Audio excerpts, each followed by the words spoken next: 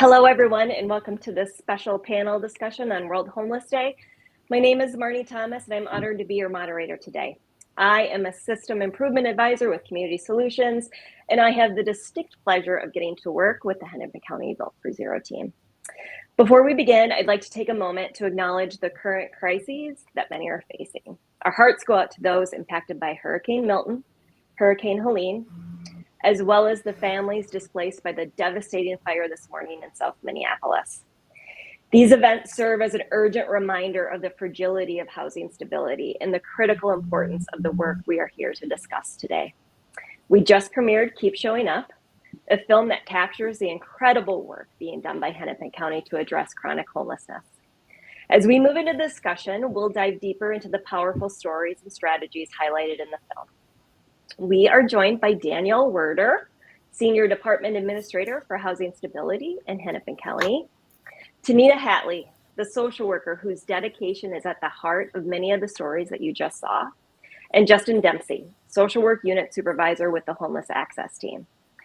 Thank you all for joining with us, and we look forward to a rich discussion. If you have any questions for the panelists, please feel free to write them in the comments, and we will answer as many as we can in the second half of this discussion. Let's begin.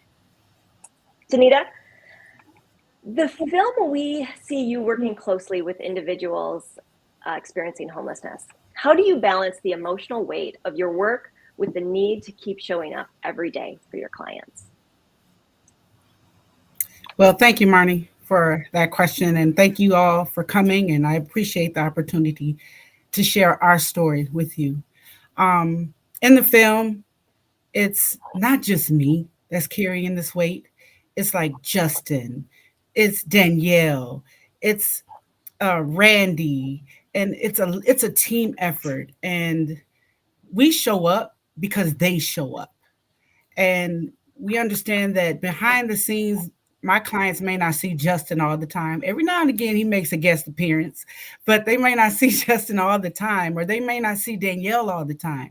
But those people are back there working. They're making sure that programs are talking to each other, and they're making sure, checking on us to say, hey, Tanita, we got some new money. What can we do with this? What do we need? And checking the temperature and the demand of the people. So it's not just me, it's the team. And that's what keeps me balanced and keeps me grounded. And music, of course, if you know, I love music. Music cleanses my soul. I promise you, in my next life, I'm going to be a singer. I'm going to be a superstar.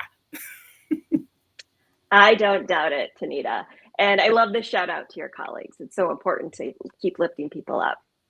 Danielle, Minneapolis is driving significant reductions in chronic homelessness. What systemic changes or strategies have been most effective in reaching this progress? And how do you plan to continue building on them? Thanks so much for the question, Marnie.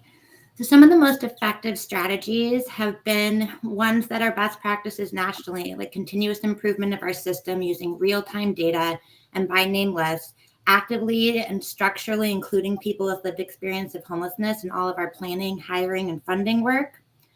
We iteratively collect data in our homeless management information system, HMIS, and use real-time by name lists to know who people are, where they're staying, what housing they want, what barriers and preferences they may have. And this is so we can use HMIS as a shared coordination, care coordination tool and not have to ask people questions over and over, but instead to ask it once and as a system, use that information to help serve and house people faster. Another major strategy we've invested in was driven by a local advocacy group made up of people with lived experience of homelessness called Street Voices of Change, who created a shelter bill of rights. We've since included in our shelter contracts, but the number one value that group put forward in that document was housing-focused case management for everybody in shelter and on the streets.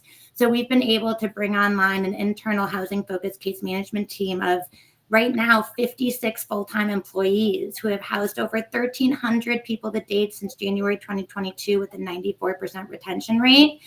And we also have housing-focused street outreach teams that have housed hundreds of people directly into shelters and housing from the streets. And so, as you mentioned with our chronic work, we're really focused on subpopulations, as we know that not everybody needs the same thing. So trying to bring the right intervention to the right group of people at the right time. And we want to sustain this investment. We never want to move backwards, and both try to do a very person level system while also having a system that is able to serve thousands of people all at the same time. Thanks, Danielle. Those statistics are amazing. And I just want to say congratulations to you and everybody on the team. Justin, the film focuses on resilience, both in the people you serve and the teams doing this work. How do you maintain resilience within your own team to keep pushing towards such ambitious goals? Yes, thank you so much for that question. I think this is an essential component of the work that I do as a supervisor. I think this comes in a couple different ways. I really try to make sure that my staff feel empowered in their role. They are the professionals, they are that expert doing that work on the front lines. And I think I can show them or help them feel empowered by making sure they know that I trust them. I trust them that every day they're doing their best work. They've shown me they do their best work.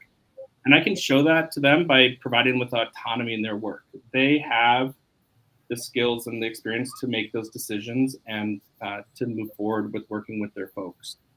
I also try to act as that sounding board, creating space where they can come and just talk about situations, talk about the tough components of the work, and we can just talk about it. Maybe we don't necessarily need a solution, but we can just get it out there. And my hope is by creating that space, it's not going home with them as much because it's really tough work. Also in that space, I look for ways that I can remove barriers or reduce that administrative burden for them and really offer ways to help. What can I take from you to help with the work? And I feel really confident doing that because I know that my manager, Lynn, Danielle, our director, David, have created space for us to bring forward issues that our staff are hearing. What are the pain points? What are the concerns? And they will take that then from me if I can't solve it and help come up with a solution quickly. Last couple points, I try to really promote self-care. Using your PTO. Tina, you had a really tough morning you were telling me about. Why don't you take a couple hours off this afternoon and really just naming it for staff so they feel like it's okay to do that. And lastly, I think part of resiliency is helping individual staff, their work connect to the bigger picture. So letting them know the impact of their work and what it's having on this progress that our community is having is really essential in creating that resiliency. Wow, it just seems like such a healthy work environment that you've created. And I think we saw that a little bit from Tanita when she gave you a shout out in the film. So I appreciate that you create that sort of environment, both you, Justin, and Danielle. Tanita, the film highlights the importance of partnerships. Can you share how collaborations with other stakeholders, such as housing authorities or other community organizations or nonprofits, have been vital in the success in getting clients housed? Yeah. So, like I said, Justin and Danielle and David, they all look for a solution to the problem, but there's no cookie cutter way to solve it, right? So we all have this common goal that everybody deserves housing. Everybody deserves food. Everybody deserves the basic needs to survive. And I think with that in mind, we look for ways with other organizations. Can you provide food like shelters and food shelves? We look for ways like, okay, we have this amount of money to house this amount of people, and I go to Justin, I'm like, can this person get housed at this place? It's low income. How much is the income? What are the guidelines? So I look to those guys for the rules and regulations of each individual program. I don't want to do that because that's a lot of paperwork, but I will take on, hey, Justin, I found this housing for this client, and hey, this might work. Let's go check it out. And giving the clients the choice. That is amazing. You can live here or you can live here, but we've got an option. Giving people that choice again, because people don't choose to be homeless. So giving that client that choice, that Justin did the research, Danielle did the research, and I'm just the person to give the message. And to me, that's a blessing. That's a blessing to give people back their power. It's a blessing. It's a blessing, and I'm truly grateful for that. Well said, Tanita. Well said. Justin, what are the key elements of a successful person-centered approach, and how has this approach transformed the way your team works with individuals experiencing chronic homelessness? Yeah, I think the person-centered approach is the foundation of our program in homeless to housing. I think it's that the staff go into the meetings with each of their clients knowing that each client has their own story, and there's no one way to obtain housing. And so my role is really to make sure that our staff have as many tools in their tool belt to meet their clients where they're at, and they're able to join alongside them in this housing journey. It's really about allowing the resident or the client to direct the work, and we're there to join them and support them. I think Tanita really said it best in the film with, you just got to keep showing up. Show clients the system can care about them and that we want to support them. Many folks that we work with have system trauma. And so I would add too, right, you got to keep showing up, and additionally make sure that we're following through with what we say we're going to do. And I think these types of intentional efforts and being person-centered are, in my opinion, what allow our staff to build rapport quickly and gain trust with the folks that they're working with. That's great. Thank you so much. And I think the keep showing up message speaks to the way that you as a supervisor and Danielle and David and the other folks at Hennepin County are really making space to make sure that those people that are on the front lines are also taking care of themselves. And so I appreciate that. Danielle, the next question's for you. What do you think makes this moment in Hennepin County's efforts to solve homelessness different from past efforts? And why do you think you're seeing such significant progress now compared to other times? Thank you for that question. So the county used our existing strategies to end homelessness, such as diversion, emergency shelters, street outreach, and coordinate entries to strategically fund projects when pandemic response funding came online. The county voluntarily dedicated about 40% of its ARPA allocation to housing and homeless services, system-wide housing-focused case management, diversion, low-barrier shelters, which is very important, housing-focused street outreach, capital improvements to housing and shelters, as well as invested in low-income housing. These were all strategies that were brought online during this time, and the impact has increased services and service collaboration and increased housing outcomes year on year. So Hennepin County is working to make homelessness rare, brief, and non-recurring. So there has been investments in all aspects of the system, both in funding and in human people to do the work, as well as just system planning to make sure that we are preventing people from entering homelessness whenever possible, diverting people from shelter. And we're diverting about 40 people a week from shelter right now, and housing people as quickly as possible to have a wide variety and stock of affordable and supportive housing. So we believe that we're seeing significant progress right now because we've used everything we've had for our whole community to join together and move in the same direction so that we can try and create the system that is really housing focused and person-centered all at the same time. That's lovely. Thank you, Danielle. I'm going to ask this question to everybody, but Justin, I'd love to start with you. What does hope look like for each of you in the context of the work you're doing to end homelessness? Yeah, that's a great question. I think for me, hope is seeing the progress that we're making as a community. Yesterday, we did a little pre-screening for our teams on with this film, and one of the comments from the staff member kind of resonated me that this video just brought me a whole nother level of hope. And as a supervisor, I think that meant to me, it's really important, as I mentioned earlier, to help my staff zoom out and instill hope by allowing them to see the impact that their role, their work is having as we are making this significant progress as a community to end chronic homelessness. I love that. Danielle, what does hope look like for you? Hope looks like Tanita and Justin and the Homeless to Housing team, and the Streets to Housing team, and the Coordinate Entry team, and our Family Homeless Response team. It is the people and all of our nonprofit partners. It is the people doing this work. I see so much dedication and so much ingenuity and intentionality. And more than anything, year on year, I see more people truly believing that we can end homelessness. It's not something we just say for fun or because it sounds good, but because we actually have interventions and a system in place that maybe we could do it if we all work together and play our role. So I get hope from the people I work with every day and the people we serve. I love that. Homeless is solvable is not just a soundbite. It is an action that we all take part in to make happen. I love that. Tanita, what does hope look like to you in ending homelessness? Hope looks like Denise, who just re-signed her lease this year, so she's not homeless anymore.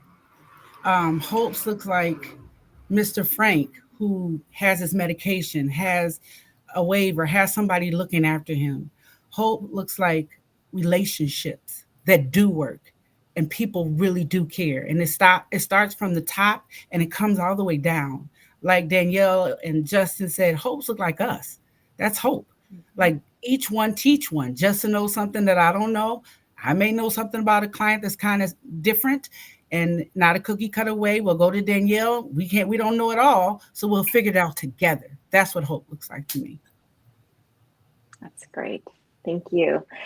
We are going to move to questions from the viewers in just a second. But before we do that, Tanita, I would love to know, what message do you want viewers of the film to take away about the journey towards solving homelessness in large cities? Well, if my grandmother was here, she would say, what you've done to the least of them, you've done it unto me. It takes a village, it takes a world change, and it takes one or two, maybe even three people just to show that we care.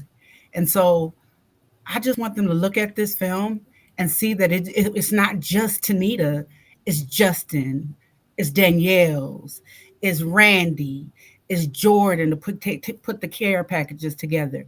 We all play a part in housing one person. Each one teach one. So Denise probably is going to tell somebody else, hey, I know this program. And then that person's going to tell somebody else. And then that person's going to tell somebody else. So each one teach one. We all have to work together to make this work. It's just not on Justin. It's just not on Danielle. It's just not on me. But it is on Denise. And Denise is going to tell somebody, trust me. She will. Denise. Danielle, what messages do you want viewers of the film to take away? Thanks, Marnie. I think the main thing is that, yes, of course, it's really hard work to house people experiencing homelessness who are in this deep crisis. But like Tanita and her colleagues do every day, it's not impossible and it's not unattainable. Teams need to be trained and supported and well-resourced, but this model is replicable. And I believe hiring people who care very deeply to help people experiencing homelessness get where they need to go is the best thing large cities and communities can do to sustainably serve and house too many people experiencing homelessness right now. There's no magic housing or magic wand. There's just really hard work and belief that it's possible. That's great. There's actually a question in the chat that somebody had about staffing up that I'm going to ask you in just a minute. But before we do that, Justin, I want to give you an opportunity to share with the viewers of the film what you would like them to take away about the journey in ending homelessness. Yeah, I mean, I agree with everything that Danielle and Tina have already mentioned. I think just like from my role, while our frontline staff are showing up every day for the residents they're working with, that myself as supervisor, I got to make sure that I'm intentionally showing up for the staff and making sure that they feel supported. And I think that's important for, anybody working in this field. It's hard work, it's heavy work. And so we got to make sure we're supporting our frontline staff who are doing the best work. Absolutely. Thank you. All right, Danielle, here is a question specifically for you from our viewers. It sounds like you have provided much more personalized, customized attention to each person experiencing homelessness in Hennepin County. Does that require massive staffing up? So I wouldn't say massive, and yes and no. So when you're doing caseloads, like Justin and Tanita are describing, and as they do, we need to take care of our staff. We need good supervisors that can manage all of that work and all of the admin. And so, yes, if you're going to have a caseloaded staff, you want to make sure that those are reasonable caseloads and that your case managers are really able to work with those people, move them into housing quickly, and then serve more people. But the other model that I mentioned is the Streets to Housing team, which is more navigators without a dedicated caseload. When you pair those two pieces, you actually don't need to staff up as much with your case management because you're able to serve people with a light touch in the navigation model and make sure that those that need a higher level of care get connected to case management. So it's more about making sure that you're meeting all of the different levels of care within your system and being really intentional with the staffing that you do have to try and meet as many of those needs in a diverse way as possible. I hope that was helpful. Great. Thank you. I had a question from the viewers for you, Tanita. The film heavily focused on you, but it also showed a few of your clients. And the question is, how did you navigate the conversations asking those clients to go on camera? You know people's personalities. Those clients, I've worked with them for a while. Like I said, Denise is she's very matter of fact. She tells you how it is. If it ain't that, she's not doing it. And Mr. Frank, he just wants to help other people. So it's not that I was like, hey, we want to be on camera. The main thing I say is, what's your story? Tell us your story. Mm-hmm. And I'm going to tell my story. And again, even in the film, you're not alone. You're not alone. We both have something to share. And if we can teach someone or someone can get or gain something from this, then we're doing something good. I didn't have to do anything, to be honest. Denise and Frank, I was telling them about this and they were like, oh, well, okay. And I was like, do you want to? You don't have to. It's nothing. I just want to tell your story. And they were like, okay. So I guess it's their personality. They're human beings. People want to tell, if something good happens to you, you have a good meal, you want to tell somebody about it. If you get housed, they wanted to tell somebody about it. They wanted to tell their story. And this was a platform for it. It all goes back to client choice, right? Mm-hmm. Giving them the opportunity. Mm-hmm. Great. Okay, it looks like we have a few more questions that showed up in the chat. Here's a question for you, Danielle. The big question is, how soon will Hennepin County get to functional zero? A year, 2 years, 3? That is the big question. Thank you for that. So as Community Solutions really models, we do believe that goals are valuable and really important parts of our work. Without goals, we're just kind of crossing our fingers and hoping for the best. So we have set the goal, and every person housed towards this goal is a success toward the end of 2025. However, what that goal really is making sure that we're measuring and making incremental gains month on month. We do hope it's as soon as possible. And we're working really hard and intentionally to make that happen. So we'll keep you posted. Yes. As someone who gets to be on meetings with Danielle and the Built for Zero team, I can tell you that they are working as hard as they can to get to functional zero. And I can't wait to celebrate them when it happens, because it will happen. All right, we have some more questions. Let me look. Lots of accolades for your performance in the film, Tanita. Thanking you for the work. Here's one.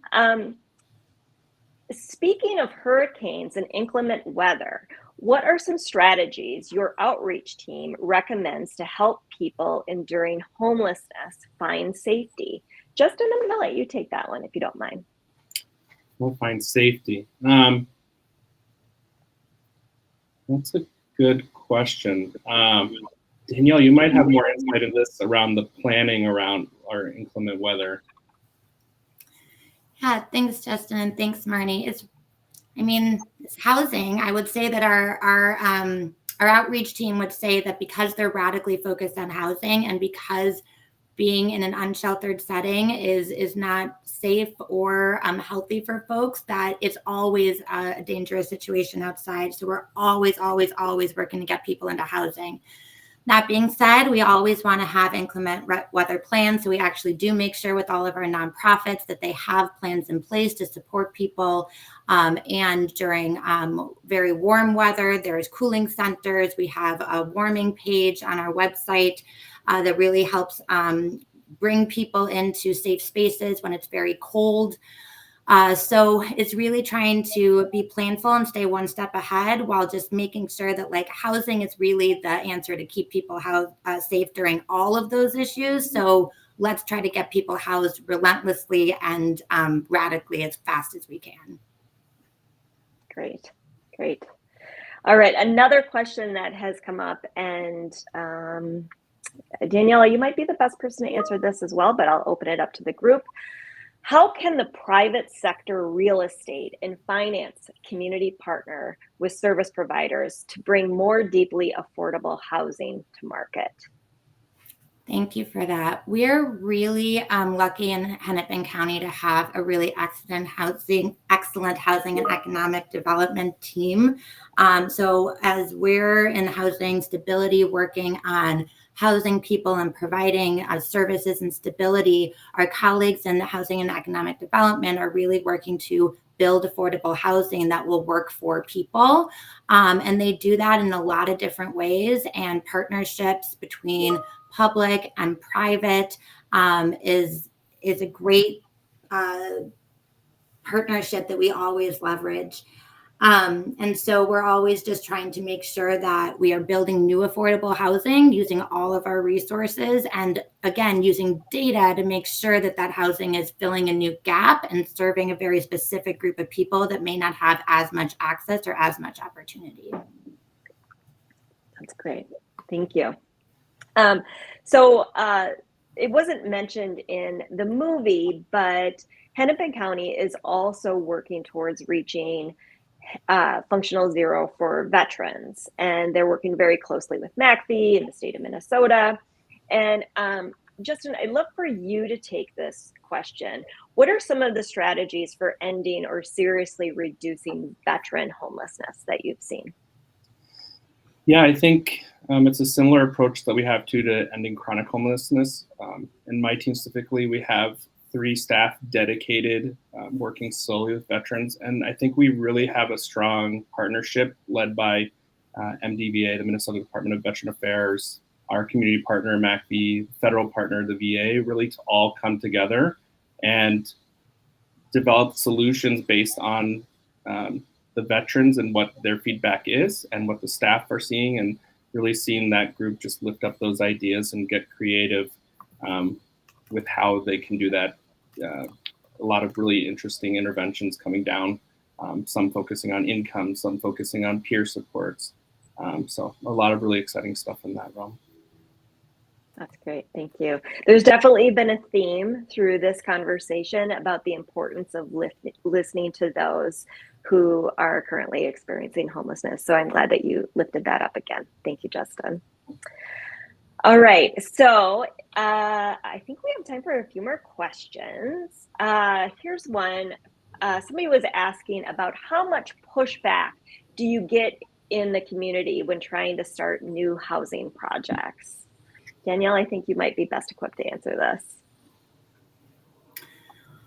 Well, as our Director of Housing and Economic Development, Julie Welly-Ayers, often says, is that once people end up moving in, the neighborhood doesn't really notice because people are just people and they look exactly like their neighbors.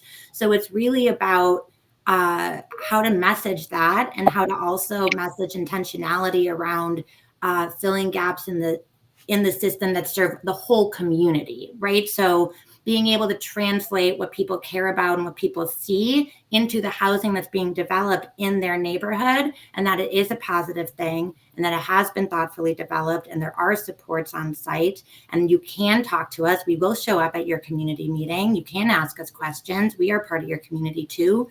And so that's been a pretty effective strategy. Yeah.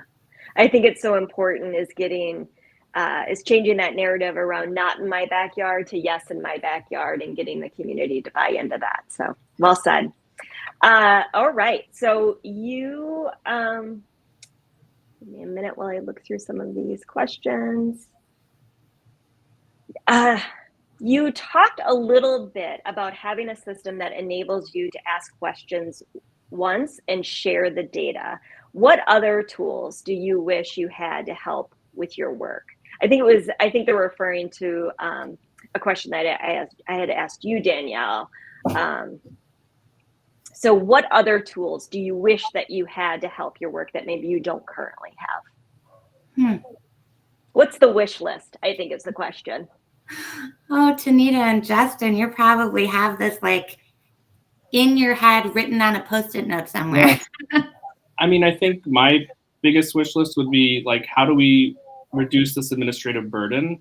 And like Danielle's mentioned, our goal is to move folks into the housing they want as quickly as possible. And so that's why I appreciate our leadership is always getting creative to reduce the administrative burden of paperwork and, applications and, just paperwork that comes with federal programs sometimes or other programs that can slow down that process for us to move expeditiously into housing. I don't know, Tanita, if you have anything you want to add too, that would be helpful. Yeah, I agree with Justin and making sure that the systems talk. Danielle does this very well. Talk to each other, making sure people understand and that they talk to each other. There's so many silos that is really important that these systems, the housing authority people talk to the funding people, talk to Justin, who talks to me. And those things are important. It takes gas and a lot of willpower and a lot of don't give up and showing up. And Danielle, I love you for it. You show up, Justin shows up, and I show up, and we all just show out. And I appreciate it because you have to keep showing up. You have to keep showing up to the communities, the meetings, the board meetings, the funding meetings, the paperwork, all of that. Everybody has to show up and play a part. 100%. I think before I share my closing remarks, Tanita, I think we're all dying to know what is on the soundtrack in your car today. Today, I think I'm going, I was listening to James Brown this morning. Get up, get on up, because I was tired. So I don't know. I got it. Right now, I'm kind of chill. So I might listen to Michael Jackson off the wall. I might do that. All right. I love it. Well, thank you so much to our incredible panelists, Danielle, Tanita, Justin, for sharing your stories, insights, and commitment to solving homelessness. It's palpable. Your dedication, the impact of your work remind us that change is not only possible, but is already happening. Unfortunately, we're out of time, and I apologize if we weren't able to get to all of your questions, but our work doesn't stop here. For the next hour, we invite you to join our Twitter storm, where we'll continue amplifying the message of keep showing up and sharing ways we can all contribute to ending homelessness. You can find us using the hashtag homelessnessissolvable, and we'd love to see your thoughts, questions, and ideas. The QR code is on the left side of the screen, and it will direct you to our Twitter Storm landing page where you can find sample posts and graphics. And before we go, don't forget about our giveaway. For those of you who joined us today on the YouTube premiere and panel discussion, you've already received 2 entries for a chance to win some special swag we've created for World Homeless Day. If you participate in the Twitter Storm, you'll get up to 20 more entries. Thank you for being with us today. Have a good one.